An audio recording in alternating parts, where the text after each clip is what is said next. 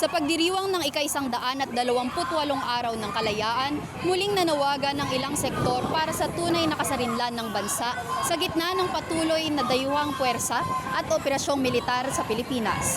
Magandang araw, Tamaraws. Ako si Blesila Mercado.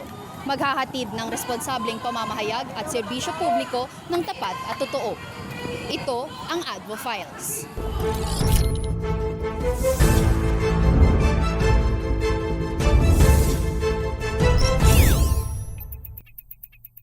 Nagtipo ng mga kasapi ng bagong alyansang Makabayan o Bayan kasama ang ilang rallyista nitong ika-12 ng Hunyo, Araw ng Kalayaan sa kanto ng Calao Avenue sa Maynila. Layunin ng pagtitipon na manawagan para sa tunay na kasarinlan ng Pilipinas at tutulan ang lumalawak na presensyang militar ng dayuhang puwersa sa bansa bago ang kanilang pagmamarcha patungo sa Embahada ng Estados Unidos. Ayon sa bayan, walang ganap na kalayaan habang nananatili ang mga base militar, tropa at mga sistemang pangdepensa ng dayuhang bansa sa teritoryo ng Pilipinas. Binigyang diin ng grupo na ang presensya ng US military ay naglalagay sa bansa bilang lugar ng pagsasanay at paghahanda para sa mga operasyong may kaugnayan sa sigalot at digmaan. Bagamat hindi nakaabot sa Embahada ng Estados Unidos ang marcha dahil sa pagharang ng kapulisan, itinuloy pa rin ng mga protestante ang kanilang programa sa kahabaan ng Calao Avenue upang isulong ang kanilang mga panawagan at panindigan ang mga ipinaglalaban. Sa isang panayam, ibinahagi ni Bea Ruth Manipol at Ciara Reforma mula sa Kabataan Party List ng Universidad ng Pilipinas ang kanilang mga pananaw tungkol sa mga panawagang ipinaglaban sa kilos protesta at ang kahalagahan ng pakikilahok ng kabataan sa mga usaping panlipunan.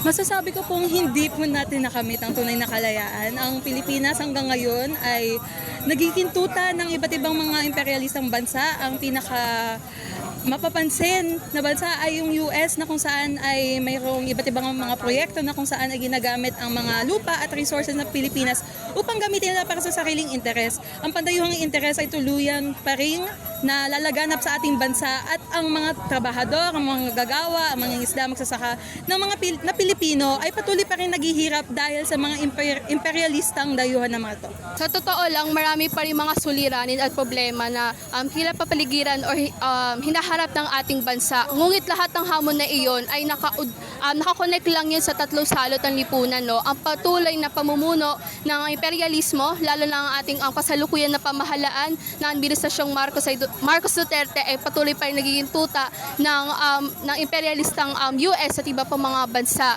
Gayon na rin ang burokratang kapitalismo na kung saan yung mga public officials natin na kung dapat ay sila ay namumuno, ang kanilang serbisyo ay lagi dapat sa tao, ngunit sila ay naninimbihan lang, nandun lang sila sa kanilang upuan upang pagsilbihan ang kanilang personal na interes at maging tuta rin ng imperialistang mga bansa.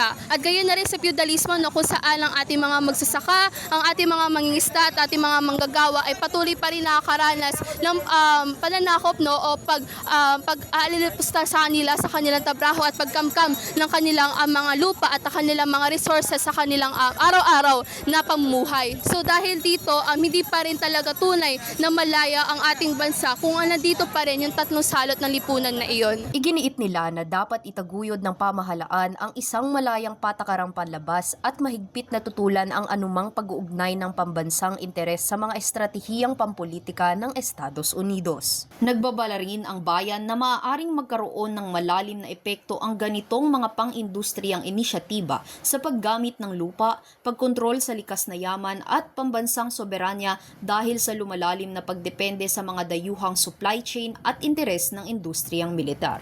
Payapang nagtapos ang kilos protesta habang ipinagpapatuloy ng mga dumalo ang panawagan para sa isang malaya at soberanong Pilipinas. Sa araw ng kalayaan, ating alalahanin na ang kasarinlan ay hindi lamang pamana ng nakaraan, kundi isang pananagutang ipagtanggol ang soberanya, karapatan at kinabukasan ng bayan. Muli, ako si Blesila Mercado para sa Advo Files.